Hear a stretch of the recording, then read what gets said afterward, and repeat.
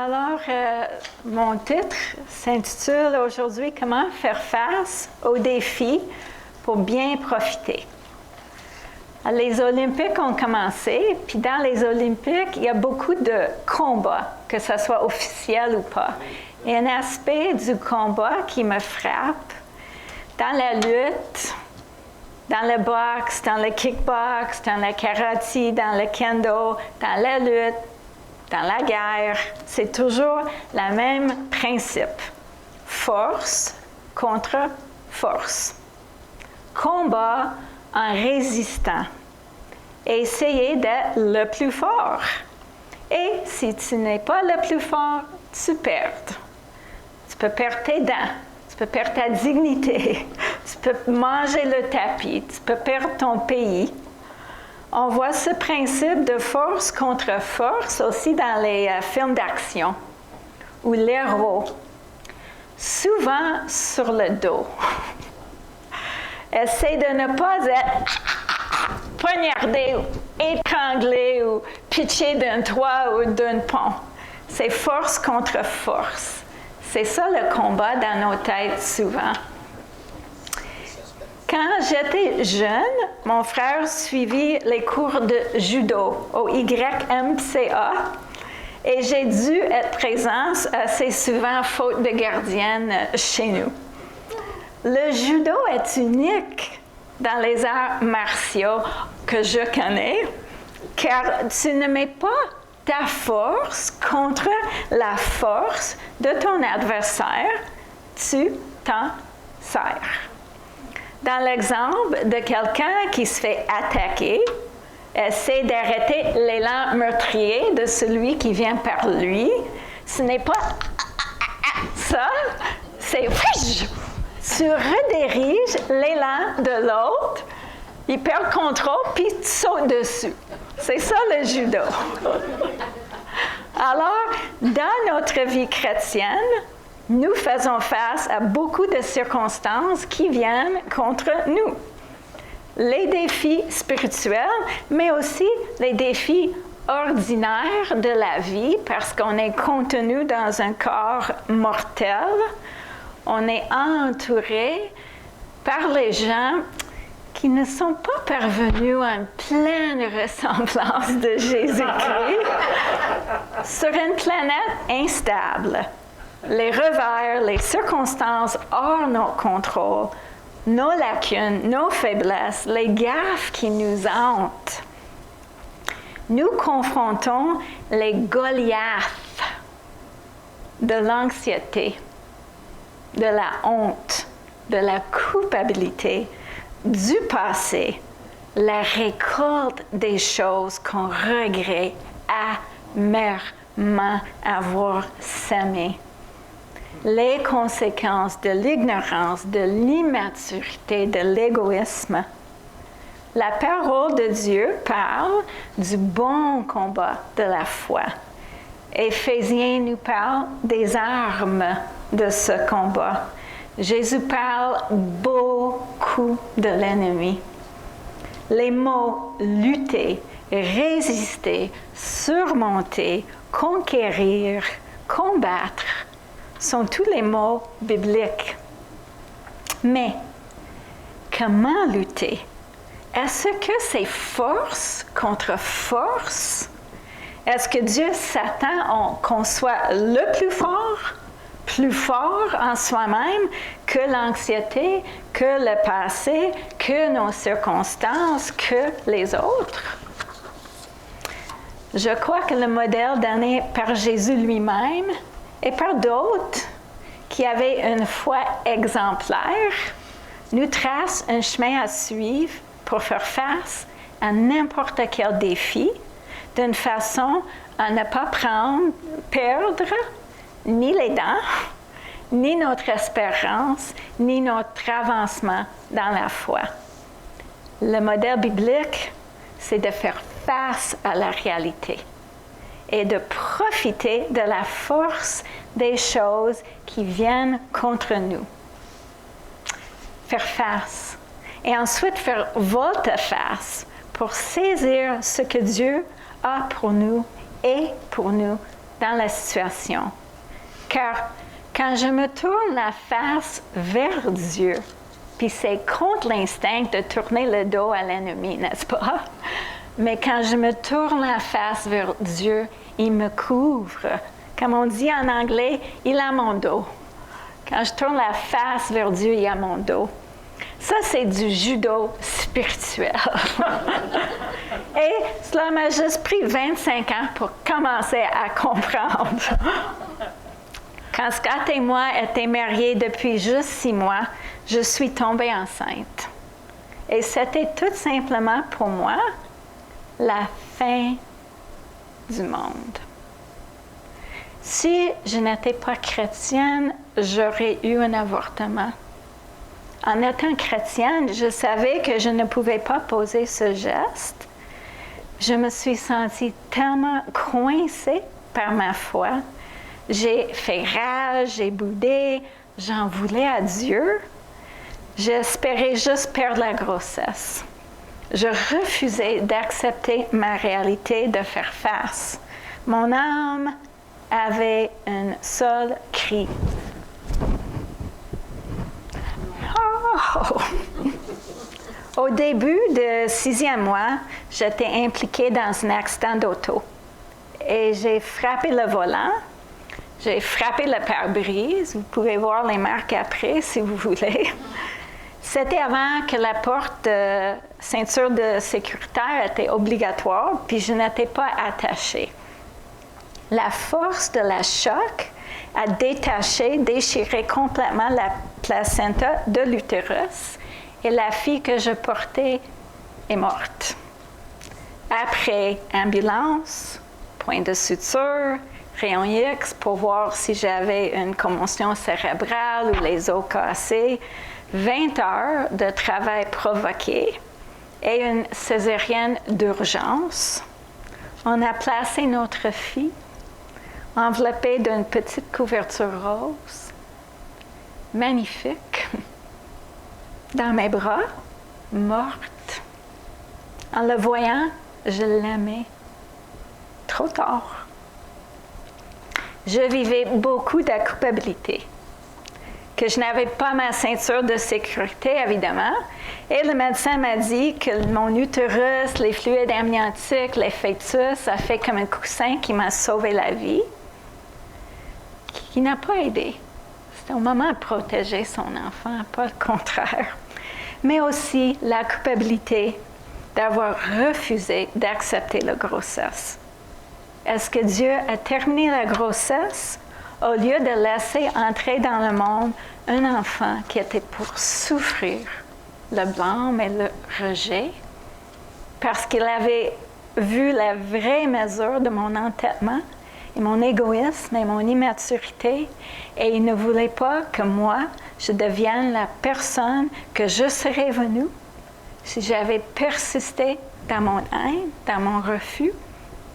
Je questionnais qui Dieu était, lui qui avait tout permis, qui m'avait laissé souffrir comme un chien à l'hôpital. Souverain, mais pas bon. Bon, mais inutile.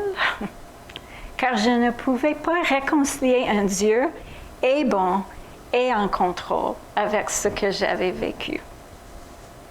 Nous avons une expression en anglais, le temps guérit toutes choses. Est-ce qu'on l'a en français aussi? Oui. C'est fausse. C'est pas une pensée biblique, pas du tout. Un piège à ours ouvert reste un piège à ours ouvert, même si les feuilles d'un automne le cachent. Un cadavre enfoui dans les feuilles reste un cadavre. Le temps ne règle pas les choses. Le principe biblique est tellement plus merveilleux et puissant. Emmener une chose dans la lumière et cela devient lumière. Mais je ne l'ai pas fait. Je ne l'ai pas fait face. Je n'avais pas la moindre idée comment faire face et je n'avais pas le moindre désir d'en faire face. Bouleversée, angoissée en mille miettes, ayant perdu toute confiance en Dieu, marinant dans la culpabilité, j'ai toffé. Mais Dieu m'attendait. Il travaillait dans ma vie. Il continuait de se révéler à moi, de me transformer, de me faire la cour, de me faire grandir en maturité et en sagesse. Il m'a aidé à faire les couches de la confession. Et chaque fois, je vivais son pardon. Mais on n'arrivait pas au centre de l'oignon, disons. Mais je faisais les couches à travers les années. J'ai accepté de rien comprendre. Et la vie continuait. Dieu fait toutes choses bonnes en son temps. Et il nous tend la main et son bras ne se fatigue jamais. 25 ans après, j'étais malade quelques jours. J'étais malade quelques jours, clouée au lit. Et à un moment donné, je priais. Je crois que c'est Dieu qui m'a emmenée à voir que l'accumulation des choses dans ma vie était comme toutes les boules de fer avec une chaîne. Je traînais, oups, une autre boule. Je traînais. À un moment donné, j'ai arrêté. Je ne pouvais plus avancer. Alors, j'avais vécu d'autres choses que je n'avais jamais fait face. Une deuxième grossesse qui s'est terminée car le placenta est devenu tumeur puis a étouffé l'enfant. Le décès de mon père dans ma trentaine, quand j'étais convaincue que Dieu m'avait dit qu'il était pour le guérir, puis il est mort. Les maintes dépressions de Scott, puis sa descente en psychose, d'autres choses. J'avais ma liste. Puis j'ai présenté ma liste à Dieu. Puis je disais, je ne peux plus avancer, même péniblement. Tu viens me rencontrer ou j'avance plus. Je vais te servir le restant de mes jours, mais je ne peux pas aller plus loin. Et je ne peux pas aider d'autres à aller plus loin. Et ça me faisait vraiment de la peine. Alors, cette journée-là, clouée au lit, je constatais que j'étais au bout du rouleau, comme on dit. À travers bien des années, le travail sage et patient et tendre de Dieu avait mis tout en place pour que je puisse enfin faire face avec une base adéquate pour oser faire face. Quand je me suis tournée vers lui en toute simplicité, avec la hardiesse du désespoir, Dieu m'a secouru. Et il venait de mon fort intérieur, je l'ai senti comme une boule. J'ai parlé avec d'autres femmes qui ont vécu ça. Je ne sais pas si les hommes vivent ça ou pas. Puis ils ne me diront pas s'ils le vivent sûrement en attendant. Mais les femmes, ils vivent ça. J'ai senti monter en moi une boule. Puis j'avais tellement peur. Je me suis dit, wow, quand ça pète en tête, je ne veux pas être là. Je veux vraiment pas être là, mais ne bouge pas, c'est Dieu, tu es dans ses mains. Respire, continue. Alors, venait de mon fort intérieur une question qui n'avait pas eu de voix depuis l'accident d'auto, il y a 25 ans, que mon cœur supportait, mais que j'étais complètement ignorante que j'avais cette question. Parce qu'avant, si j'avais posé la question et si Dieu m'avait dit oui, ça aurait été insupportable. Mon enfant n'a jamais eu son premier souffle de vie. Est-ce qu'elle existe dans l'éternité? Ou est-ce que mon égoïsme et mon entêtement l'ont enlevé même, pas juste le droit d'une existence physique, mais accès à une vie éternelle, une existence. Est-ce que j'étais meurtrière au point de l'avoir effacé complètement et à jamais? Et pendant 25 ans, je vivais comme j'avais du sang sur mes mains, malgré toutes les couches du pardon que j'avais vécu.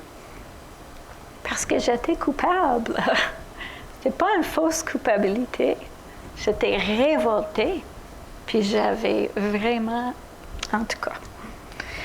Je n'ai jamais eu aussi peur dans toute ma vie qu'en posant cette question et en entendant la réponse. Mais enfin, j'ai fait face à ma crainte la plus profonde et j'ai fait volte-face pour chercher Dieu. Dieu n'a pas répondu à ma question avec un traité théologique. Même si c'était une question bien théologique et que je voulais vraiment savoir sa réponse, il m'a répondu avec une vision de sa croix.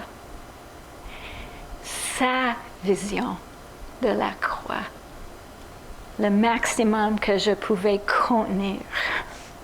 J'ai une vision de la croix. Immense. J'ai une vision de son cœur. Combien pour lui c'est un délice pardonner. Combien il veut être réconcilié. J'ai une vision de sa grâce et de son pardon abondant. La toute suffisance du paiement de Jésus. J'ai vu son cœur. Face à mon question que je portais depuis la moitié de ma vie, est-ce que je suis meurtrière? Non pas juste un corps, mais d'une âme. Dieu m'a rencontrée avec une expérience de sa grâce si profonde que ma vie a été changée en permanence. J'ai perdu la capacité d'avoir honte devant Dieu, de vouloir me cacher, d'essayer de mieux paraître.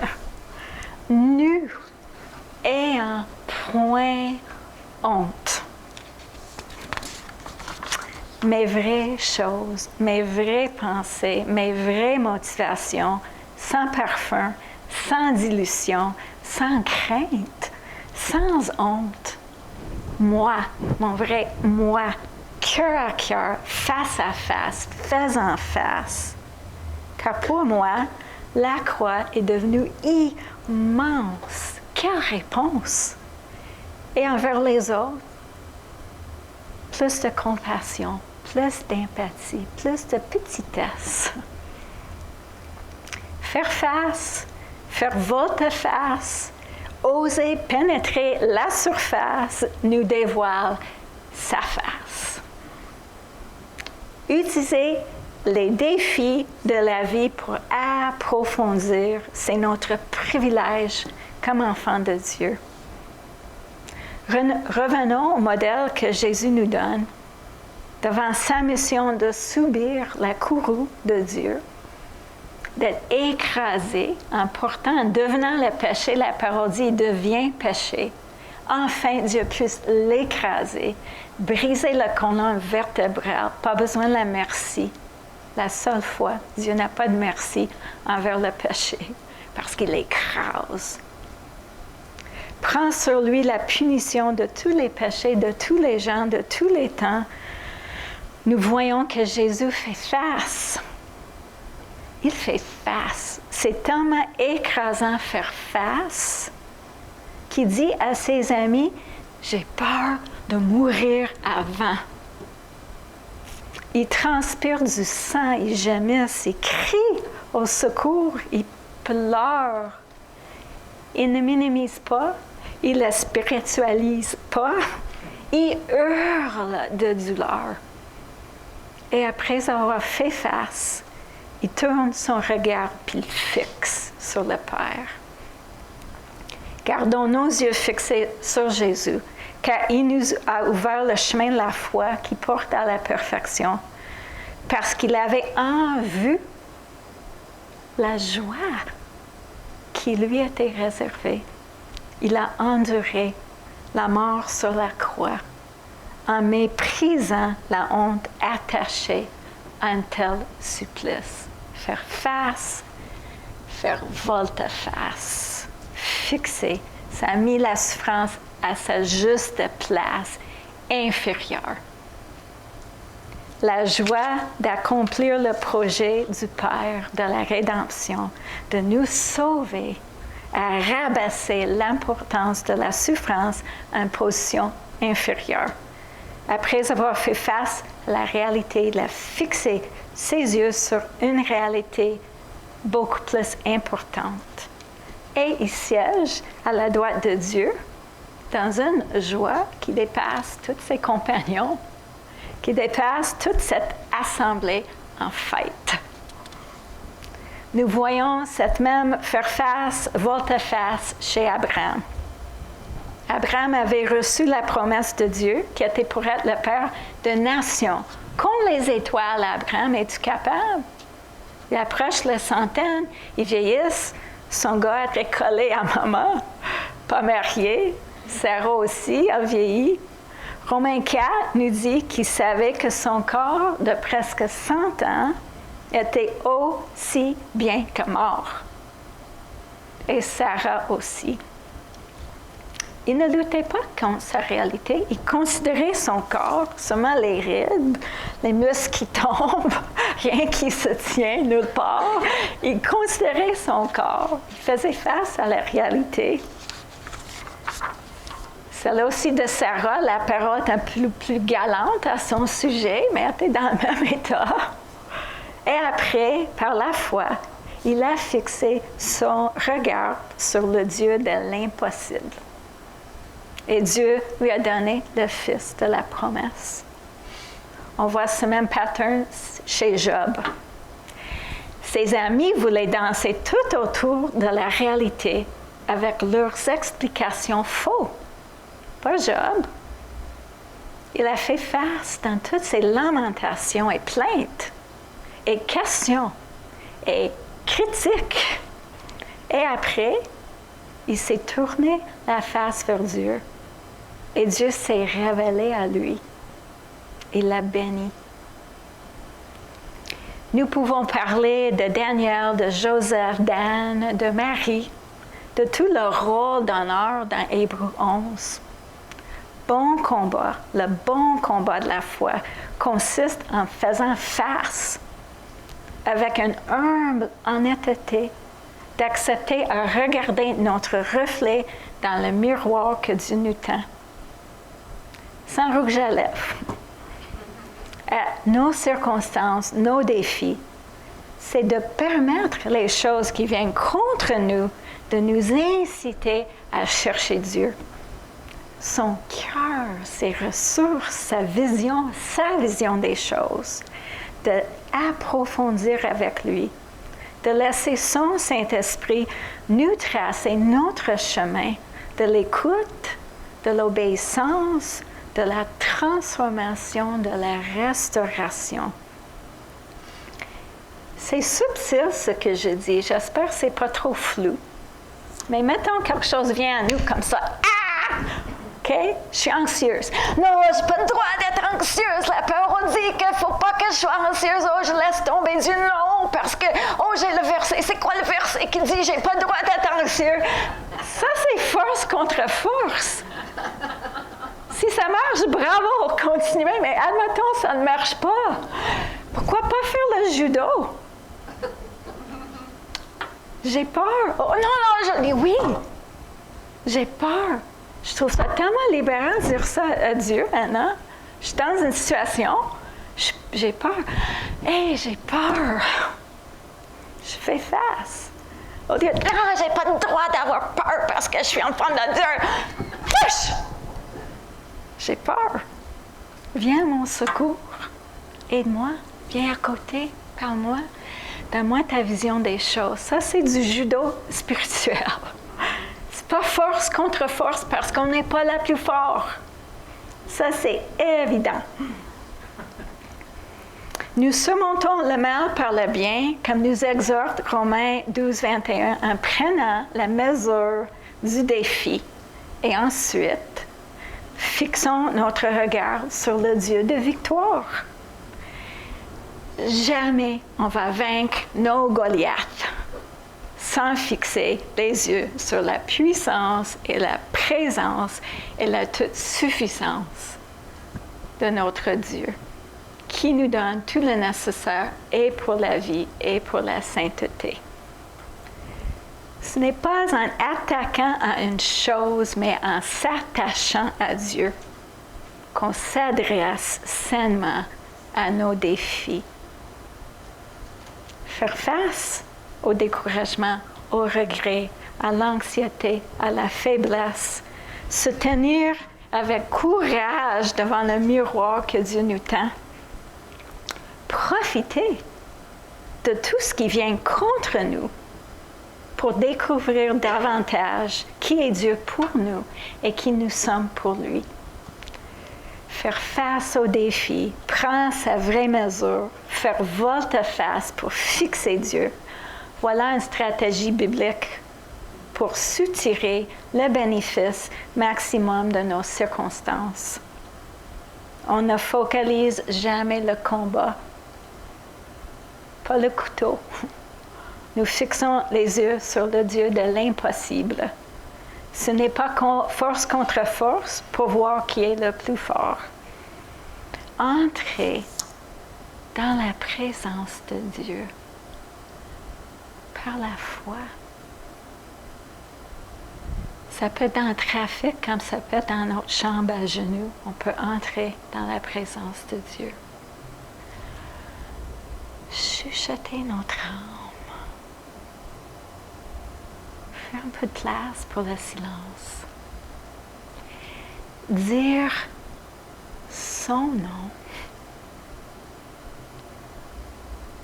Ouvrir le cœur avant d'ouvrir la bouche.